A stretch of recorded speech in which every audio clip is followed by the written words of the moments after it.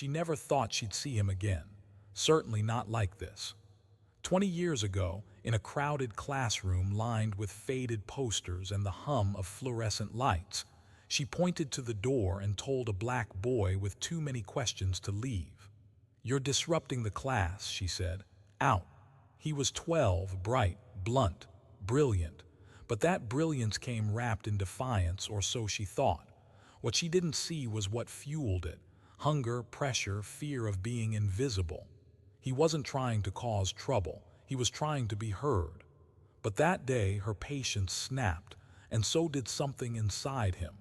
And now, 2 decades later, he's standing on a stage. The same boy, now a man, holding a microphone in front of a packed auditorium. The room buzzes with applause, but his eyes are locked on one person, her. She sits in the front row, hands clasped tightly in her lap, tears threatening to spill. She knows who he is now. Everyone does. But that doesn't make this moment any easier, because this is her retirement celebration. And he's the keynote speaker. What brought him here? Why would he come back after all these years, to honor the very woman who once cast him out? Is it forgiveness? Is it payback? Is it something no one in this room can quite put their finger on? He clears his throat. The crowd quiets. Cameras flash, her heart pounds. "I was 12 years old when she told me I didn't belong," he says, steady and slow. "But what she didn't know was that I never forgot that moment, and I never stopped growing beyond it." The room freezes. Some exchange glances, others lean in. And she just stares, her expression unreadable. This isn't just about a teacher and a student, it's about something deeper. It's about how easy it is to misjudge what we don't understand. About how quickly a label, disruptive, disrespectful, difficult, can crush a child's sense of self. It's about race, yes, power, control. But it's also about grace and what it means to reclaim your voice in front of the very person who once silenced it. He wasn't perfect. He had outbursts. He challenged authority. But he was never the problem. He was the product of one. A system that punishes passion in black children while praising it in others. A system that confuses truth-telling with troublemaking. And now he's telling the truth on the biggest stage of her life. So what happens next? That's the story you're about to hear. And if you've ever been underestimated, dismissed, or told you didn't belong, this story is yours too. Stay with us. Because some doors, once slammed shut, don't stay closed forever. It was a Wednesday. Overcast, heavy, one of those mornings that feels off from the start. He arrived at school late, hoodie half-zipped, sneakers soaked from walking his little sister to daycare in the rain. No umbrella, no breakfast. Just the weight of responsibility that no 12-year-old should carry. He slipped into homeroom quietly, but he could already feel the stares. A few classmates smirked. Others rolled their eyes. He was smart, sure, but not the kind of smart they celebrated. He asked too many questions. He pushed too hard. He corrected teachers when the textbook got Black history wrong. And he didn't do it with a smile. He did it with fire. By second period, things spiraled. The lesson was on civil disobedience, Rosa Parks, Martin Luther King Jr., sit-ins, marches. The teacher, Ms. Keller, read a passage aloud. Dr. King believed in peaceful protest because he knew black people needed to be patient in their fight for rights. His hand shot up almost on instinct. That's not the whole story, he said, loud enough to stop the room. He was peaceful, yeah, but he wasn't passive. He got arrested. He got beat. He wasn't just patient. The teacher blinked, surprised. Let's save comments for the end. But he didn't stop. You're teaching us to water it down, he said. We deserve the real version. She stiffened. I said that's enough. But it's not enough, he pushed. That's it, she snapped. Out, go to the office. The class went silent. The sound of the clock ticking suddenly felt louder than breath. No one moved. He stared at her, stunned. not because he was in trouble, but because deep down he thought this time would be different. He thought being right would protect him. He grabbed his backpack slowly, slung it over his shoulder, and walked out. No tantrum, no yelling, just quiet fury. Outside the classroom, the hallway felt cold, not just from the draft through the old windows, but from something deeper: rejection, humiliation, betrayal. The bell hadn't even rung yet, but his day was already over. No one asked if he was okay.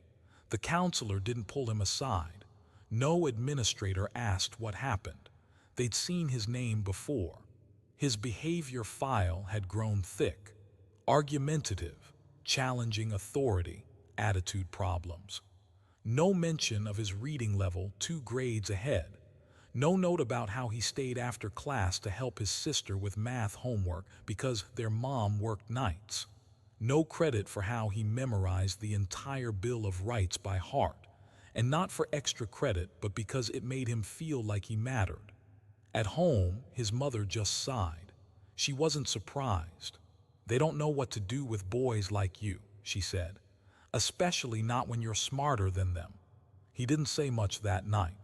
He sat at the kitchen table, staring at a blank sheet of paper. The assignment he missed still sitting in his binder. Something shifted in him that evening. Not broken, not yet, but bent. Bent toward silence, toward shutting down. He started raising his hand less, started speaking softer. Not because he lost his fire, but because he learned something most kids shouldn't have to: that being right doesn't always mean being safe. The worst part wasn't the punishment. It was the message. Your voice is a threat. And that message echoed for years. It showed up in every classroom that didn't call on him, every counselor that steered him away from AP courses, every look of suspicion when he showed up to school with a chipped phone or a hoodie too baggy. But that day was the origin point. The wound beneath the smile he later learned to wear. The silence between sentences. The reason he became obsessed with proving people wrong. Funny thing is, he never stopped loving to learn.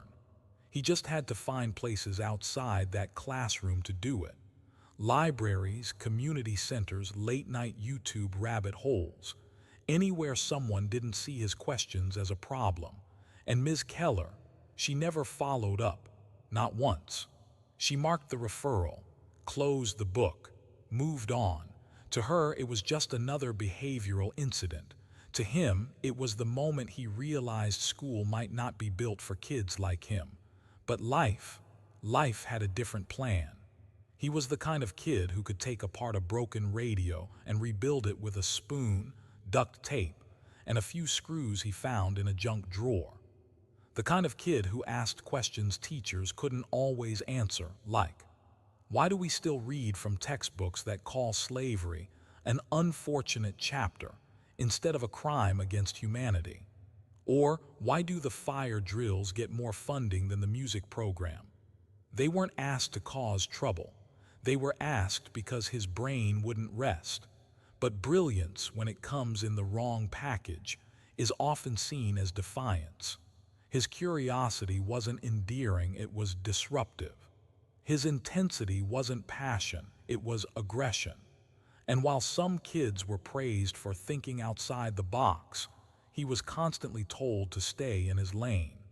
At home, he was the problem solver.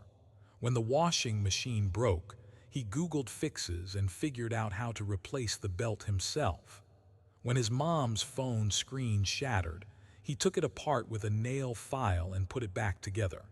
"You could be an engineer," she said once, pride slipping into her voice. He just shrugged. "They don't want kids like me doing that stuff." And maybe he was right. In school, talent is often rewarded only when it fits neatly into the system. Gifted programs were offered, but he wasn't invited.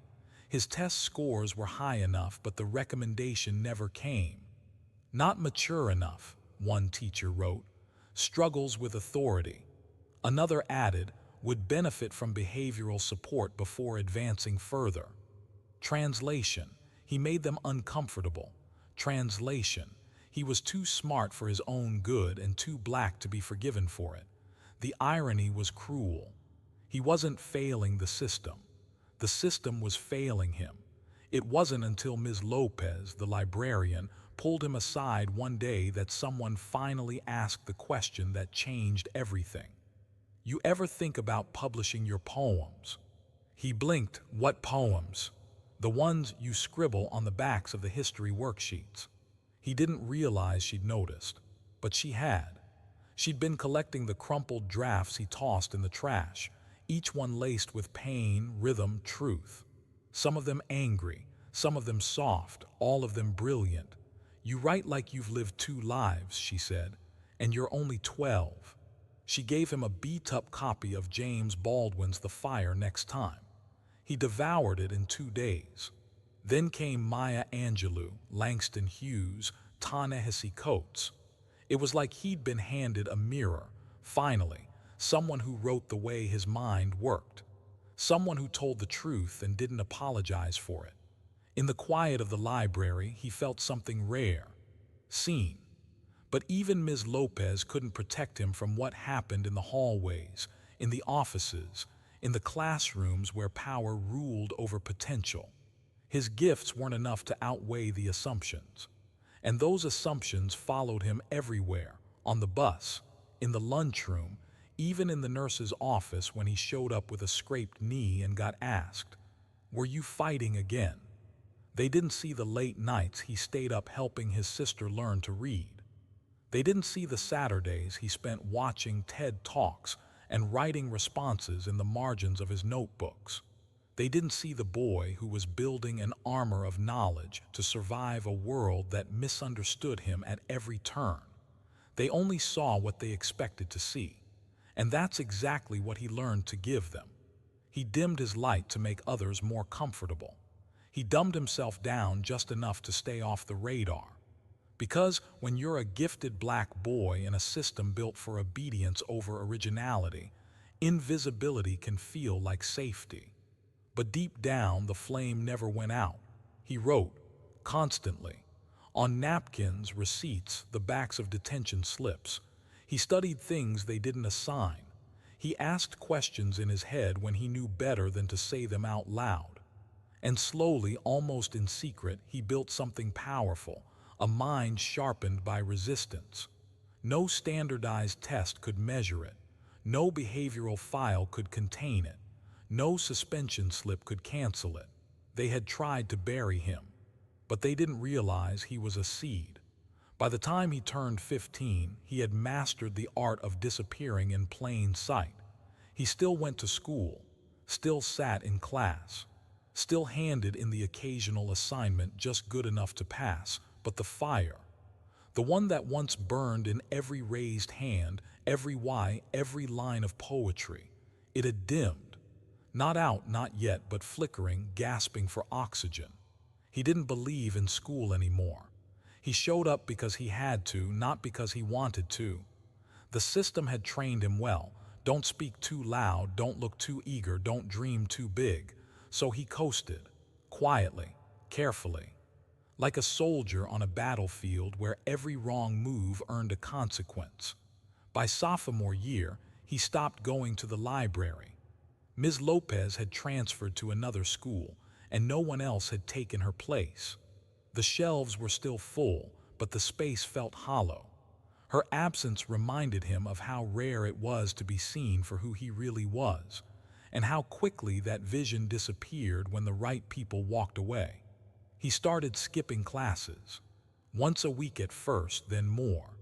The streets outside felt more honest than the hallways inside. They didn't pretend to love him.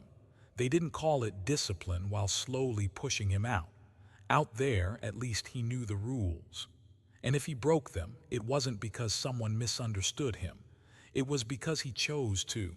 He fell in with a group of other boys like him, bright, bitter, brilliant, all walking around with invisible scars and loud laughs. They'd hang out on park benches long after the school bell rang, freestyle over beats from cracked phones, debate politics they'd never been taught, and smoke just enough to numb the ache they couldn't name. For a while, that was enough. Not joy but relief, not direction but escape. Then one night everything changed. It was cold, late. He and two friends were walking home after a long, aimless day.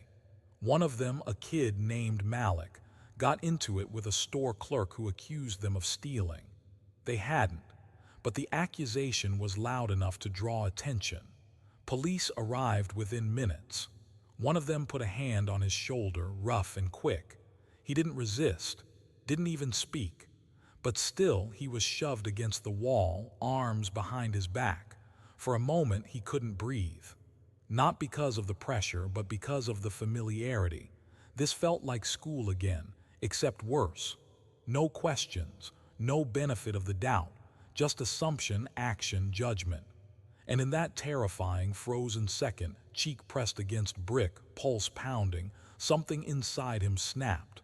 Not in anger, not in panic, in clarity. This is what they expect of me. That night after the cuffs came off and they let him go without charges, he didn't go home. He walked. For hours. Through alleys, past closed stores, past broken streetlights. His thoughts churned like a storm. He thought about his mother. About Ms. Lopez. About the teachers who looked past him. About the notebooks collecting dust under his bed. And most of all, he thought about who he might have been if just one person, one system, one moment had handled him differently. And then he remembered a quote he once read, probably Baldwin, maybe Coates. "The place in which I'll fit will not exist until I make it." That sentence played in his head like a beat. And for the first time in years, he went home, pulled out a notebook, and wrote. He wrote until the sun came up. Pages of anger, pages of truth, pages of memory. He didn't write for school, or approval, or a grade. He wrote for his own survival. That was the spark, small, quiet, but unmistakable. In the weeks that followed, he started showing up to class again, not to engage, but to observe. He paid attention, not to what they were teaching, but how they were teaching. He started noticing things, gaps, patterns, injustices so normalized that no one questioned them anymore, but he questioned everything now. He wasn't trying to get good grades anymore. He was collecting fuel for something bigger. He began volunteering at the community center on weekends, tutoring younger kids, especially the ones labeled difficult like him. He saw himself in them, the defiance, the brilliance, the pain. And something about helping them helped him remember who he really was. A teacher in the program, Ms. Rhodes, noticed. "You've got a gift," she said, "not just for learning, for leading." He almost laughed. No one had called him a leader before, but she meant it, and she kept saying it. And slowly, painfully, he started to believe her. It didn't fix everything overnight. He still had days where the weight came back, where the voices of doubt grew louder than hope. But now he had a new voice inside him, one that whispered, "They don't get to write your ending." And for the first time, he started to imagine that maybe, just maybe, he could write it himself. Redemption rarely comes in grand gestures. More often, it begins in quiet moments, slow, stubborn, and small. That's how it started for him, not with a miracle, but with momentum. After months of tutoring younger kids at the community center, something inside him began to shift. At first, it was subtle. He started showing up earlier, staying later, organizing lesson plans, taking responsibility. Then came something unexpected, joy. Real, raw, unfamiliar joy, the kind that comes from being useful, from seeing someone's eyes light up when they get it because of you. He wasn't just helping kids with fractions or reading comprehension. He was helping them believe they weren't broken. That being misunderstood wasn't the end of their story. And slowly, he began to apply that same truth to himself. One afternoon, Ms. Rhodes, his mentor at the center, handed him a brochure. It was for a citywide youth leadership summit, workshops, panels, a scholarship competition for teens with unconventional journeys. "I think you should apply," she said. He hesitated. "They don't want people like me." She looked him in the eye. "Exactly. That's why you need to be in that room." It took him a week to decide. And when he finally filled out the application, he didn't write the story he thought they wanted. He didn't hide the suspensions, the referrals, the permanent record that followed him like a shadow. He wrote the truth. About the day he was expelled, about the rage, the silence, the spiral, the spark.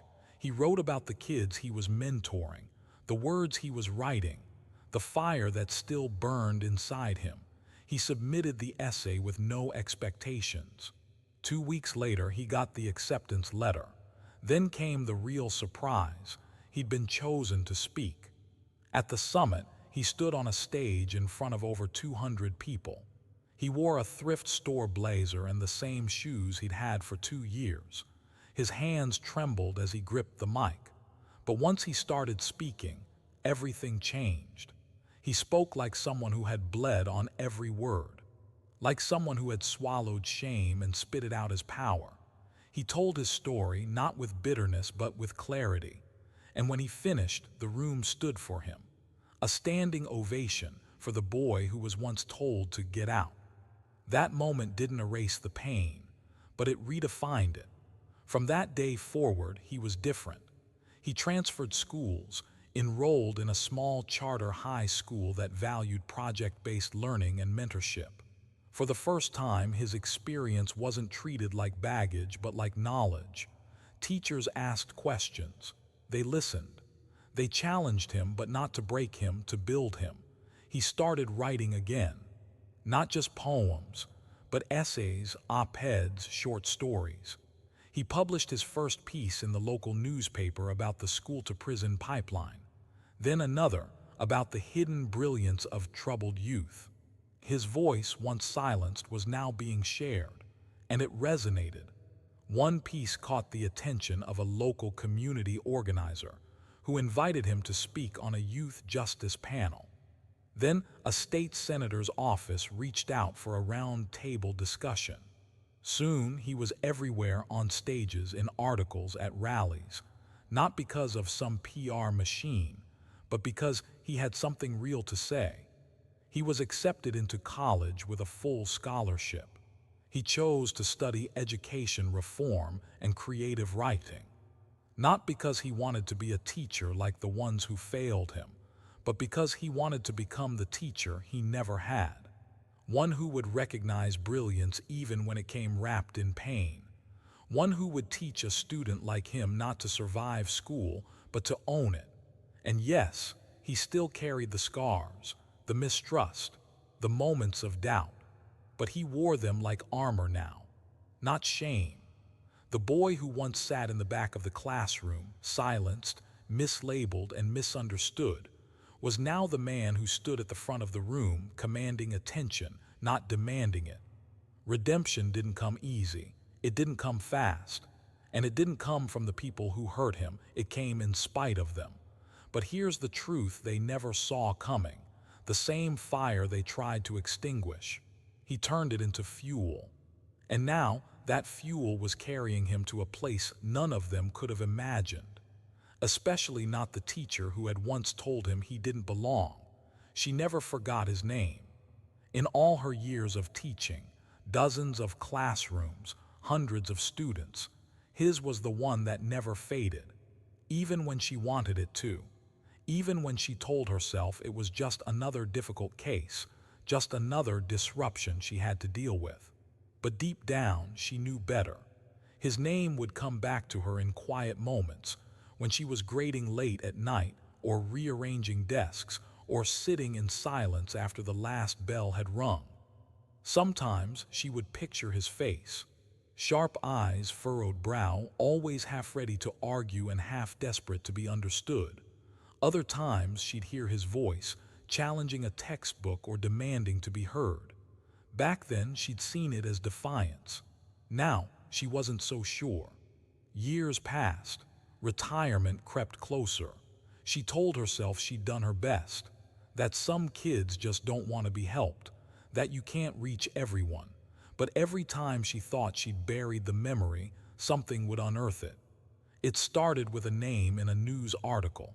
She was sipping her morning coffee, flipping through the paper when a headline caught her eye. Youth Advocate wins City Award for Education Equity.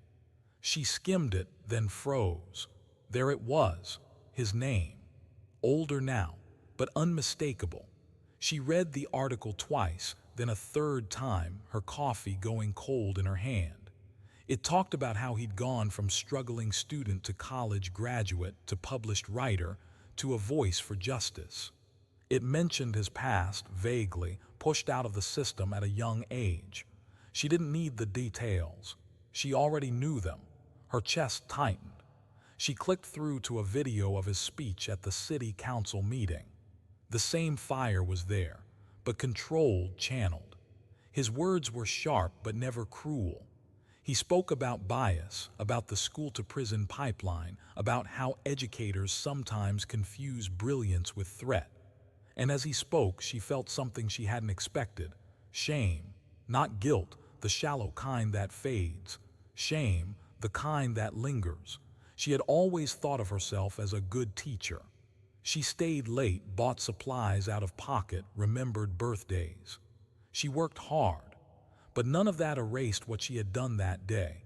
When she lost patience, when she saw attitude instead of anguish, when she mistook truth for trouble. She hadn't just sent him out of her classroom. She had sent him a message. You don't belong here. And now here he was in every newspaper, every article, every conversation in the faculty lounge that started with, "Have you seen what that boy S done now?" She didn't join those conversations. She just listened, quietly, heart pounding. Once she opened up his website. It had photos of him speaking at conferences, tutoring youth, leading workshops. On one page, she found a quote that stopped her cold. "Some of the most gifted minds I've met were once told they didn't belong in school." No name, no blame, but she knew it was about her. It haunted her. She started reading everything he published, not to track his rise, but to understand what she had missed. In his essays, she saw layers, pain and power, rage and reflection. She realized something horrifying. He had always been this deep, this sharp, this awake. She just hadn't looked long enough to see it. She thought about writing him, many times. She drafted emails, started letters, rehearsed apologies. But every version sounded hollow. What could she say that would undo what she'd done? What would "I'm sorry" mean after 20 years of silence? So she stayed quiet, but she kept watching. She followed his career from afar, saw him speak at TEDx, watched the views on his videos climb, saw his name attached to national campaigns for education reform. And every time his name trended, it brought her pride and pain. Then came the invitation. It arrived in a crisp white envelope, no return address. Inside was a simple card. "You are invited to the retirement ceremony of Ms. Margaret Keller. Keynote speaker, Elijah Brooks." She dropped the card. For a moment she thought it was a mistake, a cruel joke. But no, his name was there, bold, intentional. He was coming. She sat on the edge of her couch, hands shaking. He didn't have to accept the invitation. He certainly didn't have to say yes. And yet he did. She didn't know what he would say. She didn't know if he would forgive her or call her out, or both. But one thing was clear, she had taught him once. But now he would teach her. The room buzzed with polite conversation, the kind that floats just above the surface. Retirement parties always did. There were cupcakes, cheap champagne, and a slideshow looping through years of classroom photos. Smiling kids, hallway murals, field trips frozen in time. But no one noticed that Ms. Keller hadn't touched her cake. She sat stiff in her chair, clutching a program with both hands. Her name printed in gold letters across the top. Beneath it, the schedule of the evening. And near the bottom, in bold, keynote address, Elijah Brooks. She hadn't seen him yet. He hadn't arrived when she came in, or at least he hadn't made himself known. But she could feel it in the air, the electricity of his presence like static before a storm. When they called for everyone to take their seats, her heart climbed into her throat. And then he walked in, taller now, broader, a quiet confidence in the way he moved through the crowd. He wasn't flashy, no designer suit or flashy grin, just a calm intensity that made people part as he passed. He looked out across the audience, then he saw her. Their eyes locked. For a second, time collapsed. She saw him as he once was, the boy standing in her doorway, shoulders heavy, pride wounded, holding back tears as she sent him away. He saw her as she was now, older, softer, but still carrying that same rigid posture of someone who'd spent her life in control. He gave a small nod, not a smile, not a glare, just acknowledgement. She tried to smile back, but her lips couldn't quite find the shape. The MC took the stage, made light jokes about retirement, read a few tributes. Her former students shared kind words, silly memories. She tried to focus, but all she could hear was the ticking in her chest. Then came the final introduction. And now, the MC said, we are honored to welcome tonight's keynote speaker, an advocate, a writer, an educator, a voice this city deeply needs, and someone whose journey began right here. Please welcome Elijah Brooks. Applause filled the room as he walked to the stage.